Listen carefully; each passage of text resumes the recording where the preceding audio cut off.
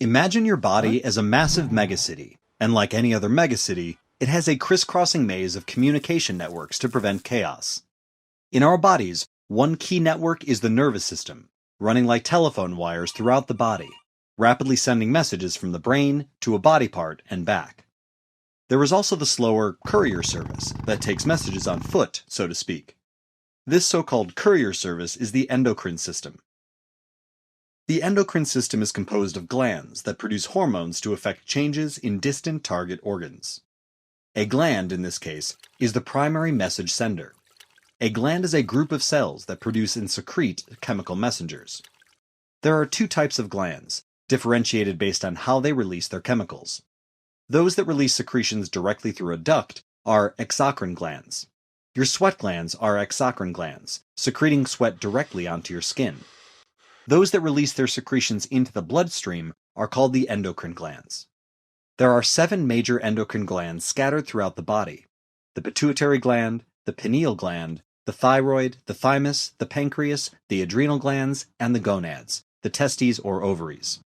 The chemical messengers released by endocrine glands are called hormones. These hormones run the show and carry critical messages to other parts of the body. They control everything: how you respond to temperature changes, when you feel the urge to eat and the urge to stop eating, when you feel sleepy, when you feel awake, the mineral balance in your fluids, and even the rate that you physically develop and mature. You can learn about the different secretions of each individual gland and the functions of those hormones in another video. You'll find a link to it in the description and at the top right-hand corner. Now, how do all these glands and secretions come together to make the endocrine system function? To clarify, let's take the example of a single hormone, insulin. Imagine taking a break from studying to eat a peanut butter sandwich.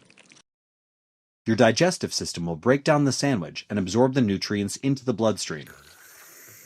This causes your blood sugar levels to rise, something the pancreas senses through its chemical receptors, little proteins jutting out from cells. The pancreas produces and secretes a hormone called insulin. One of insulin's functions is to tell the other body cells to take up the freshly consumed sugar and use it up. Insulin basically increases our sugar metabolism. The pancreas releases insulin into the circulatory system, which carries it to different body parts and target cells. The target cells are any cell that can sense the insulin, meaning that it has an insulin receptor. Muscles, adipose cells or fat cells, and liver cells are some of the cell types that have insulin receptors. The insulin binds to the receptor, and the receptor signals the cell to change its metabolic pattern. In short, a change in the body occurs. The endocrine system responds by releasing one or more hormones into the bloodstream, and then those hormones travel through the body and affect change in a target organ. Unlike the nervous system, hormones act slow. An impulse in the nervous system can move as fast as 1 to 120 meters per second, whereas insulin remains in the bloodstream for 4 to 6 minutes. Even more extreme, the thyroid hormone remains in the bloodstream for 7 to 10 days. Over the next few hours, as the insulin circulates through the bloodstream, the blood sugar level will drop. Low blood sugar levels will tell the pancreas to reduce or stop producing insulin. This is called negative feedback, when the feedback from the body stops the gland from producing more hormones. There is also positive feedback, when the hormone levels need to be raised higher and higher or lower and lower to continue a certain physiological response. This form of feedback is much rarer than a negative feedback loop. An example of positive feedback is what happens during the birth of a child. During labor, the posterior pituitary gland increases oxytocin secretion to induce muscle contractions in the uterus. Oxytocin levels continue to increase to strengthen the contractions, far beyond normal optimum ranges. The increasing intensity of the contractions helps push the baby out of the uterus. Once the birth occurs, the levels of oxytocin decrease. If this was a negative feedback loop, oxytocin secretions would cease when the muscle contractions reach their optimal range. However, in a positive feedback scenario, the oxytocin keeps rising as the contractions intensify. The endocrine system is a finely balanced machine, and if the levels of hormones get wonky, it can cause disease, disorder, and discomfort.